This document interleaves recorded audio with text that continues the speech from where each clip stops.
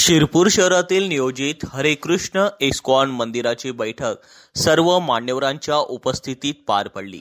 आंतरराष्ट्रीय कृष्ण भावनामृत संघ इस्कॉन शिरपूरच्या वतीने शहरामध्ये भव्य दिव्य हरे कृष्ण मंदिराचे भूमिपूजन उद्घाटन सोहळ्यासाठी Rajgopal Bhandari hall main building Shirpur या ठिकाणी पार पडली। या बैठकीत शहरातील सर्व कृष्ण भक्त व भाविक भक्त मान्यवर उपस्थित होते। या बैठकीचे अध्यक्ष श्री भूपेशभाई पटेल हे होते।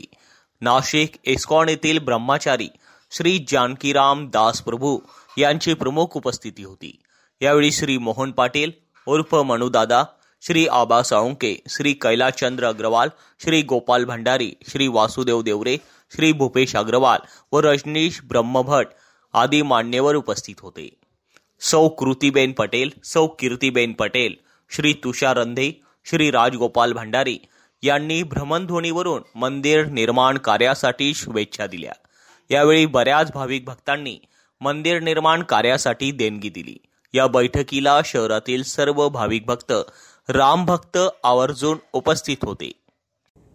रसिकलाल पटेलांचे पुत्र असं समजायचा, त्या आर मध्ये करोड नाहीये, रसिकलाल पटेलांचे पुत्र आहेत असं समजायचं। आम्ही सर्व शिरपूरकर त्यांच्या सोबत आहोत। तुमचं मंदिर झालं म्हणून समजा, सॉरी मी शब्द मागे घेतो, तुमचं मंदिर नाही, आपलं मंदिर झालं म्हणून समजा।